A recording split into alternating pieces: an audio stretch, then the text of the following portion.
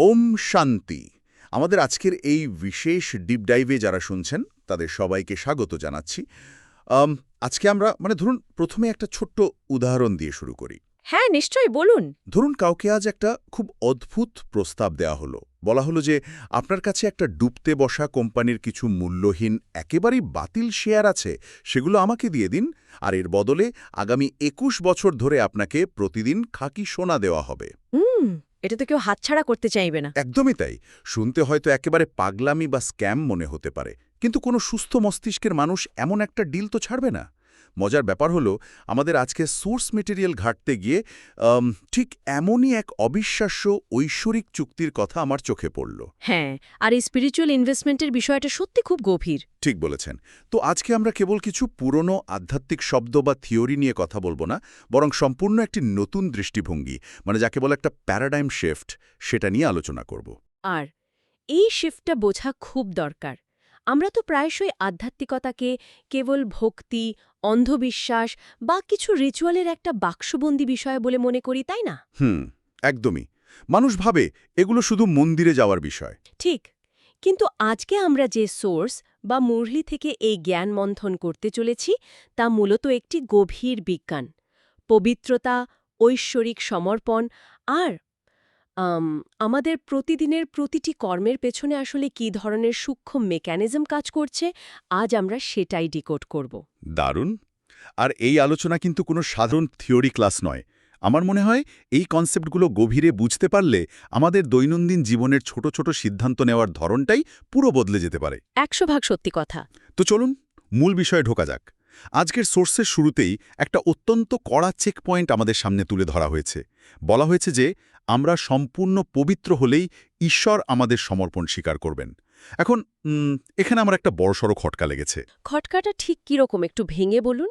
দেখুন, সাধারণ দুনিয়ায় মানুষ তো সারা জীবন কত দান ধ্যান করে, এনজিওতে টাকা দেয়, সমাজ সেবা করে। আমাদের সোসাইটি তো এগুলোকেই চূড়ান্ত পুণ্য বলে মনে করে, তাই না? হ্যাঁ, বাহ্যিক দৃষ্টিতে এগুলোই তো ভালো কাজ। তাহলে ঈশ্বর কেন শুধু এই পবিত্রতার শর্ত দিচ্ছেন? আমাদের ভালো কাজগুলো কি নিজে থেকে যথেষ্ট নয়? ঈশ্বরের কাছে কি আমাদের চেক বা ব্যাংক ট্রান্সফারগুলো কোনো ম্যাটার করে না? প্রশ্নটা ভীষণ লজিক্যাল। বাহ্যিক দৃষ্টিকোণ থেকে দেখলে মনে হতেই পারে যে আমি যখন কাউকে সাহায্য করছি, তখন আমার ভেতরের অবস্থাটা এত গুরুত্বপূর্ণ কেন হবে। কিন্তু এর উত্তরটা বুঝতে হলে আমাদের স্পিরিচুয়াল থার্মোডাইনামিক্সটা বুঝতে হবে।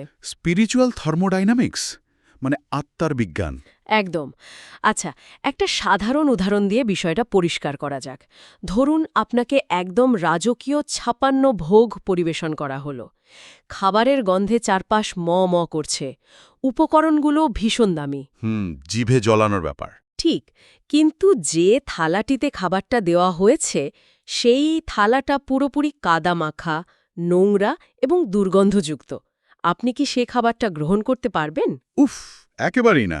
খাবার যতই সুস্বাদু বা দামি হোক না কেন, থালাটা নোংরা হলে সেটা তো খাওয়ার অযোগ্য হয়ে যায়। ঠিক, এটাই ঘটছে আমাদের কর্মের ক্ষেত্রে। এখানে থালাটি হলো আমাদের আত্মা বা আমাদের চেতনা, আর সেই রাজকীয় খাবারগুলো হলো আমাদের দান ধ্যান বা তথাকথিত ভালো কাজগুলো। ও আচ্ছা, থালা পরিষ্কার না হলে খাবারটার কোনো মূল্য নেই। একদম। যতক্ষণ মানুষের ভেতরে কাম, ক্রোধ, লোভ, অহংকারের মতো বিকারগুলো ব্যাকগ্রাউন্ডে চলতে থাকে, ততক্ষণ করা যে কোনো ভালো কাজের ভেতরেই কোথাও না কোথাও একটা সূক্ষ্ম স্বার্থ লুকিয়ে থাকে। হয়তো সেটা নাম কামানোর লোভ বা আমি এত বড় কাজ করেছি, এই অহংকার।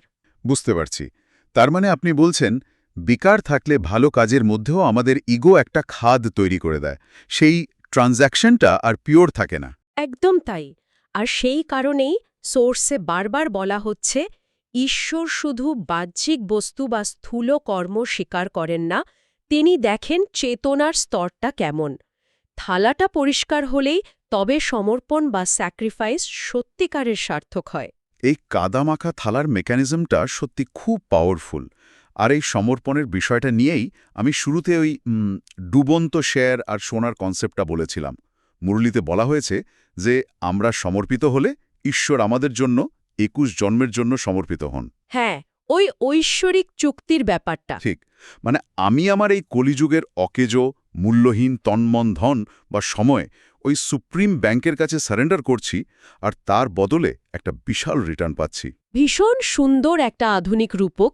প্রাচীনকালে যখন রাজসূয় যজ্ঞ হতো তখন আগুনে যা কিছু দেওয়া হতো তা কি চিরতরে ধ্বংস হয়ে যেত? না। হ্যাঁ, বিজ্ঞানের সূত্র অনুযায়ী ম্যাটার বা পদার্থ তো ধ্বংস হয় না, রূপান্তর হয়। ঠিক বলেছেন, স্থূল বস্তু আগুনে পুড়ে তার সূক্ষ্ম শক্তিতে রূপান্তরিত হয়ে সম্পূর্ণ পরিবেশকে শুদ্ধ করত।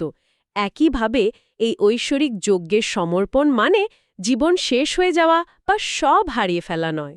মানে আমরা যা কিছু ঈশ্বরকে দিচ্ছি তা হারিয়ে যাচ্ছে না, বরং স্পিরিচুয়াল ক্যাপিটালে কনভার্ট হয়ে যাচ্ছে। একদম, আমাদের এই সীমিত এনার্জি এক ঐশ্বরিক শক্তিতে রূপান্তরিত হয় এবং তা আমাদের আগামী ২১ জন্মের ভবিষ্যতের জন্য সঞ্চিত হয়। এটা এক অসীম প্রাপ্তির চুক্তি। ওকে, এই ঐশ্বরিক চুক্তির লজিকটা আমি বুঝলাম, কিন্তু এই ট্রানজ্যাকশনটা হচ্ছে কার সাথে? মানে চুক্তির অপর দিকের সিগনেটারিকে, সমর্পণটা কার কাছে করা হবে সেটা বুঝতে গেলেই তো স্বাভাবিকভাবে একটা প্রশ্ন চলে আসে। সেই পরম সত্তা বা শ্রেষ্ঠা আসলে কে, তাই তো? হ্যাঁ, আজকের মুরলি তো এই বিষয়ে অত্যন্ত স্পষ্ট আর বেশ চমকপ্রদ একটা কথা বলেছে। ঠিক, বলা হয়েছে যে আসল রাম হলেন নিরাকার পরমপিতা। তিনি ত্রেতা যুগে সীতার রাম নন। পরমপিতা বা গডফাদার জন্ম মৃত্যুর চক্রে আসেন না। তার কোনো নিজস্ব শরীর নেই, তিনি অজন্মা। হ্যাঁ, তিনি অবিনাশী। একটু থামুন, এখানেই তো আসল ধাক্কাটা লাগে। যদি ঈশ্বরের কোনো আকার নাই থাকে, তিনি যদি জন্মমৃত্যুর চক্রের বাইরেই হন, তাহলে শতাব্দীর পর শতাব্দী ধরে কোটি কোটি মানুষ কেন শরীরধারী দেবতাদের পূজা করে আসছে? এটা একটা বিরাট প্রশ্ন। এই বিশাল একটা মিসকনসেপশন তৈরি হলো কিভাবে? মানুষ কেন নিরাকারকে ছেড়ে সাকারের পেছনে ছুটল? এর পেছনের রহস্যটা খুব সুন্দরভাবে লুকিয়ে আছে উল্টো বৃক্ষ বা ইনভার্টেড ট্রির ধারণার মধ্যে। আমরা সাধারণত দেখি গাছের শেকড় থাকে নিচে আর ডালপালা উপরে ওঠে, তাই না? হ্যাঁ, সেটাই তো স্বাভাবিক। কিন্তু আধ্যাত্মিক ডাইমেনশনে এই মানব সৃষ্টির গাছটা উল্টো। একটু কল্পনা করুন, এই গাছের বীজটা রয়েছে সবার উপরে, পরম ধাম বা স্পিরিচুয়াল ডাইমেনশনে, আর এর শাখা প্রশাখা নেমে এসেছে নিচের দিকে ভৌত দুনিয়ায়। মানে শেকড় উপরে আর ডালপালা নিচে। একদম। এই বৃক্ষের প্রথম এবং প্রধান কাণ্ডটি হল আদি সনাতন দেবী-দেবতা ধর্ম।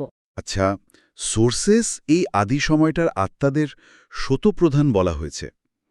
এই শতপ্রধান শব্দটা তো একটা টেকনিক্যাল টার্ম মনে হচ্ছে। এর মানে কি এই যে আত্মা তখন পুরোপুরি তার কোর কনসিয়াসনেসের সাথে অ্যালাইন্ড? হ্যাঁ, একদম ঠিক ধরেছেন। মানে কোনো ইগো বা ফ্রিকশন ছাড়া একটা মেশিন যেমন খুব স্মুথলি চলে, অনেকটা সেরকম। খুব নিখুঁত একটা উপমা দিয়েছেন। শতপ্রধান মানে হল শতভাগ খাঁটি। শুরুতে আত্মারা যখন সত্যযুগে ছিল, তারা জানত যে তারা শরীর নয়, তারা এক একটি চৈতন্য জ্যোতি। তাদের মধ্যে কোনো বিকারের ফ্রিকশন ছিল না। তারা আত্মা অভিমানী ছিল। ঠিক, কিন্তু জন্ম নিতে নিতে তারা যখন চক্রের নিচে নামতে শুরু করল এবং সময়ের সাথে কলিযুগে পৌঁছাল, তখন তারা সম্পূর্ণ দেহ অভিমানী বা তমপ্রধান হয়ে পড়ল। তার মানে তারা নিজেদের কেবল এই রক্ত মাংসের শরীর মনে করতে শুরু করল। একদম। আর এই মেকানিজমটা খুব ইন্টারেস্টিং, যে আত্মা নিজেকে শুধুই শরীর ভাবে, সে ঈশ্বরকেও কোনো শরীর ছাড়া কল্পনা করতে পারে না। ও রাইট। তোটাই স্থূল হয়ে যায় যে সে ভাবে ঈশ্বরেরও নিশ্চয়ই কোনো সুন্দর আকার বা শরীর আছে, আর সেখান থেকেই নিরাকারের বদলে শরীরধারী দেবতাদের পূজা শুরু হলো। এই উল্টো বৃক্ষের ধারণাটা থেকে আরেকটা খুব ইন্টারেস্টিং লজিক উঠে আসে। আপনি বললেন আদি সনাতন ধর্মই এই বৃক্ষের প্রধান কাণ্ড, তাহলে বর্তমানে সেই আসল ধর্মের অনুসারীদের সংখ্যা এত কম কেন? এটাকে আমরা একটা ওয়াইফাই রাউটারের মেকানিজম দিয়ে খুব সহজে বুঝতে পারি। ওয়াইফাই রাউটার কিভাবে? ধরুন, সবার ওপরে থাকা সেই বীজটা হলো মেন রাউটার। গাছের মেন কাণ্ডে থাকা আত্মারা হলো রাউটারের সবচেয়ে কাছাকাছি থাকা ডিভাইস। তাদের সিগন্যাল স্ট্রেংথ ফুল, যাকে আমরা শতপ্রধান বলছি। ওকে। কিন্তু সময় যত এগোতে থাকে এবং গাছটা যত নিচের দিকে নামতে থাকে, আত্মারা সেই সোর্স বা রাউটার থেকে দূরে সরে যেতে থাকে। ও, বুঝতে পারছি। রাউটার থেকে দূরে গেলে যেমন সিগন্যাল ড্রপ করে, আত্মাদের ভেতরে স্পিরিচুয়াল পাওয়ারও তেমনই ড্রপ করতে শুরু করে। একদম ঠিক। আর এই সিগন্যাল ড্রপ করার ফলে আত্মাদের ভেতরে একটা বিরাট শূন্যতা তৈরি হয়, একটা প্রবল খালি অনুভব। এই শূন্যতা ঢাকতে এবং নতুন কোনো কানেকশন খোঁজার মরিয়া চেষ্টায় মূল কাণ্ড থেকে নতুন নতুন ডালপালা গজাতে শুরু করে। আচ্ছা, মানে অন্যান্য ধর্মগুলো। হ্যাঁ, এই ডালপালাগুলোই হল পরবর্তীকালের অন্যান্য ধর্ম। মূল কাণ্ডের আত্মাদের ভেতরের শক্তি কমে যাওয়ার কারণেই তারা শান্তি ও নতুন নিয়মের খোঁজে এই নতুন শাখাগুলোর দিকে আকৃষ্ট হয়ে ধর্মান্তরত বা কনভার্ট হয়ে যায়। এই সিগন্যাল ড্রপ হওয়ার বিষয়টা কিন্তু দারুণ। তার মানে ধর্ম পরিবর্তন শুধু কোনো ঐতিহাসিক ঘটনা নয়, এর পেছনে একটা গভীর স্পিরিচুয়াল কারণ আছে। কিন্তু এই যে সিগন্যাল ড্রপের কথা বললেন, এটা তো আর রাতারাতি হয়নি। আত্মারা তাদের শক্তি হারালো কিভাবে? এই শক্তি হারানোর প্রক্রিয়াটাই আমাদের নিয়ে যায় মুরলির সবচেয়ে গুরুত্বপূর্ণ বিজ্ঞানের দিকে, কর্ম, অকর্ম এবং বিকর্মের গতিবিধি। এটাকে ওই ব্যাটারির উপমা দিয়ে খুব সহজে বোঝা যায়। হ্যাঁ, সোর্সে ব্যাটারির কথা বলা হয়েছে। সত্যযোগে আত্মারূপী ব্যাটারিটা ১০০ ভাগ চার্জ থাকে। সেখানে রাবণ অর্থাৎ ৫টি বিকারের কোনো অস্তিত্বই নেই। তার মানে সেখানে আত্মারা যাই করুক না কেন, সেটা সম্পূর্ণ ন্যাচারাল বা প্রাকৃতিক। সেখানে আলাদা করে কোনো এফোর্ট দিতে হয় না। একদম। সেখানে আত্মারা যা কিছুই করে তা সম্পূর্ণ নিঃস্বার্থ হয়। তাদের কাজের পেছনে কোনো গুপ্ত উদ্দেশ্য, লোভ বা অহংকার থাকে না। যেহেতু কর্মের মধ্যে কোনো খাদ বা ফ্রিকশন নেই, তাই সেই কর্মের কোনো খারাপ প্রভাব তৈরি হয় না। একেই বলা হয় অকর্ম। কিন্তু কলিযুগে তো ব্যাটারি প্রায় ডেড, সিগন্যালও নেই। হ্যাঁ, কলিযুগে এসে আত্মার ব্যাটারি প্রায় পুরোপুরি ডিসচার্জ হয়ে যায়, আর তখন শুরু হয় রাবণের রাজত্ব বা বিকারের প্রভাব। এই ইগোর দ্বারা তাড়িত হয়ে করা প্রতিটি কর্ম তখন আত্মার ওপর একটা পাপের বোঝা বা নেগেটিভ কার্মিক অ্যাকাউন্ট তৈরি করতে থাকে। একেই বলে বিকর্ম। এখন আমার একটা খুব প্র্যাকটিক্যাল প্রশ্ন আছে। যারা শুনছেন তারা তো আর সত্যযুগে বসে নেই। সবাই এই কলিযুগের চরম টক্সিক কর্মক্ষেত্রেই আছেন। অফিসে পলিটিক্স, চারপাশের নেতিবাচক মানুষজন সব সামলাতে হচ্ছে। হ্যাঁ, রোজকার লড়াই। তাহলে এই রাবণ রাজ্যে বসে চারপাশের এত নেগেটিভিটির মধ্যে বিকর্মের হাত থেকে বাঁচার কি কোনো ব্যবহারিক রক্ষাকবচ আছে, নাকি আমরা জাস্ট পরিস্থিতির শিকার? আমরা মোটেও পরিস্থিতির শিকার নই। এই নেতিবাচকতার হাত থেকে বাঁচার জন্য অত্যন্ত শক্তিশালী একটা রক্ষা কবচ আছে। সেটা হল ঈশ্বরের দেওয়া শ্রীমত বা সুপ্রিম ডিরেকশন এবং মামেকম স্মরণ। মামেকম স্মরণ মানে এক বাবাকে স্মরণ করা। হ্যাঁ, নিজের চেতনাকে সরাসরি এক সুপ্রিম সোর্সের সাথে যুক্ত রাখা। এটাকে দৈনন্দিন জীবনে কিভাবে প্রয়োগ করা যায় একটু ভেঙে বলুন। এর প্র্যাকটিক্যাল অ্যাপ্লিকেশন হল সাক্ষীভাব বা ডিট্যাচড অবজার্ভার হয়ে থাকা। ধরুন, একজন অভিনেতা স্টেজে অভিনয় করছেন।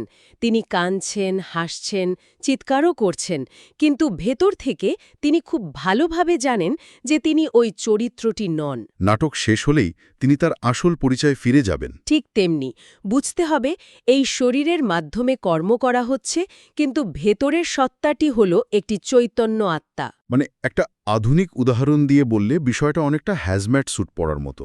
হ্যাজম্যাট স্যুট, দারুণ তো। হ্যাঁ, মানে ধরুন আপনি একটা রেডিও অ্যাক্টিভ বা টক্সিক পরিবেশে কাজ করছেন ঠিকই, কিন্তু স্যুটটা আপনাকে সেই টক্সিসিটি থেকে বাঁচিয়ে রাখছে। ভীষণ সুন্দর একটা উদাহরণ। এই স্মরণ বা কানেকশনটা ঠিক ওই হ্যাজম্যাট স্যুটের মতোই একটা বৈদ্যুতিক ঢাল হিসাবে কাজ করে। আচ্ছা। আর এই শিল্ড কেবল বর্তমানের বিকার বা নেতিবাচকতা থেকেই বাঁচায় না। বুদ্ধি যখন সরাসরি ঈশ্বরের সাথে যুক্ত থাকে, তখন সেই হাই ফ্রিকোয়েন্সি কারেন্ট অতীত জন্মের বিশাল বিকর্মের বোঝাকেও পুড়িয়ে ভস্ম করে দেয়। তার মানে বর্তমানে শিল্ড তৈরি করা গেল এবং অতীতের বোঝাও কমানো গেল। কিন্তু এই অতীত বিকর্মের বোঝার অ্যাকাউন্টিংটা খুব মারাত্মক। আর ঠিক এই পয়েন্টটাতেই আজকের সোর্সের সবচেয়ে ডার্ক একটা কনসেপ্ট আমার সামনে এসছে। কোন কনসেপ্টটা? মাতৃগর্ভকে এখানে সোজা গর্ভজিয়েল বলা হয়েছে। হ্যাঁ, শব্দটা শুনলে প্রথমে বেশ চমকে যেতে হয় বটে। সাধারণ দুনিয়ায় মানুষ প্রেগন্যান্সি বা মাতৃগর্ভকে জীবনের সবচেয়ে সুন্দর পবিত্র একটা পর্যায় হিসেবে দেখে, নতুন প্রাণী সৃষ্টি বলে কথা। সেখানে সরাসরি একে জেল বা কালকুঠুরি বলাটা তো ভীষণ নেতিবাচক শোনাচ্ছে। এটা নেতিবাচক মনে হতে পারে, কিন্তু বিষয়টা আমাদের শরীরের দৃষ্টিকোণ থেকে দেখলে হবে না, দেখতে হবে আত্মার দৃষ্টিকোণ থেকে। আচ্ছা, মানে ভেতর থেকে। কলিযুগে কোনো আত্মা কি একদম ব্ল্যাঙ্ক স্লেট বা খালি হাতে গর্ভে প্রবেশ করে? না, তারা তাদের পূর্বজন্মের পাপ, রাগ, ক্ষোভ এবং ট্রমার এক বিশাল ভারী বোঝা নিয়ে ওই ছোট্ট জায়গায় প্রবেশ করে। ও, তার মানে ওই ছোট্ট অন্ধকার জায়গায় আবদ্ধ থাকা অবস্থায় আত্মা তার অতীত কর্মের ওই দমবন্ধ করা পরিস্থিতিটা অনুভব করে।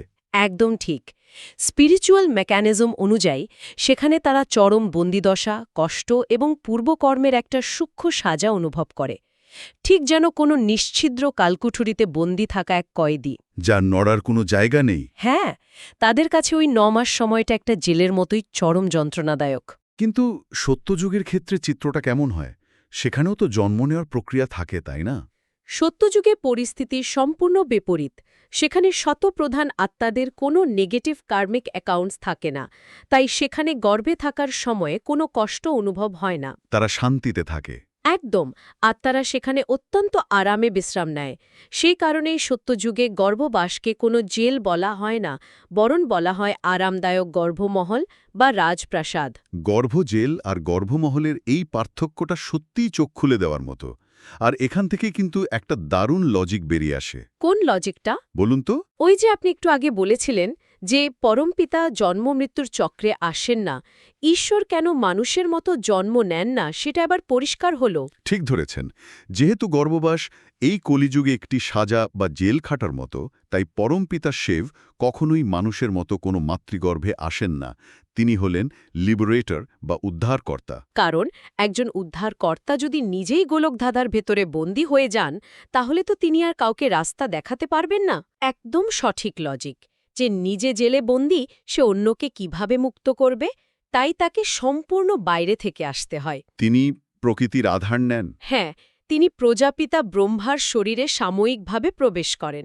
তার এই দিব্য অবতীর্ণ হওয়ার একটাই মেকানিজম, এই গর্ভজেলের অভিশাপ থেকে আত্মাদের মুক্ত করে পুনরায় সেই সুখধাম বা গর্ভমহলে যাওয়ার যোগ্য করে তোলা। দারুণ একটা পয়েন্ট।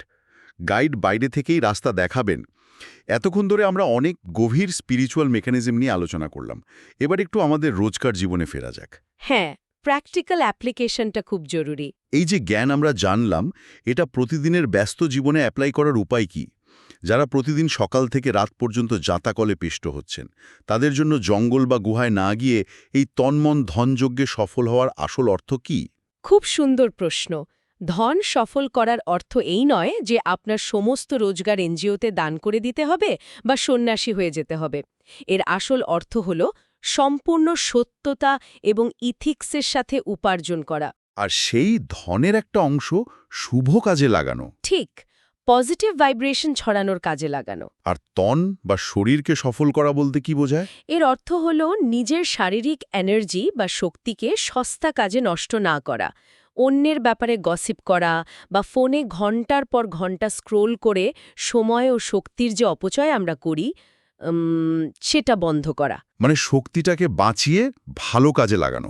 একদম, নিজের আধ্যাত্মিক উন্নতির কাজে লাগানোই হলো তন সফল করা। আর মন, এই যুগে মনকে ফোকাস রাখা তো সবচেয়ে কঠিন মনে হয়। কঠিন কিন্তু অসম্ভব নয়।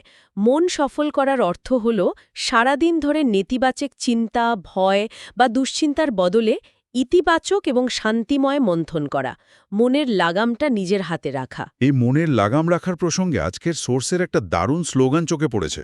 কোনটা? স্লোগানটা হলো, ভেতর বাইরের খারাপ কিছু সম্পূর্ণ উইল করে দিলে উইল পাওয়ার আসবে। এখানে শব্দের একটা দারুণ খেলা আছে। হ্যাঁ, এটা বেশ ইন্টারেস্টিং।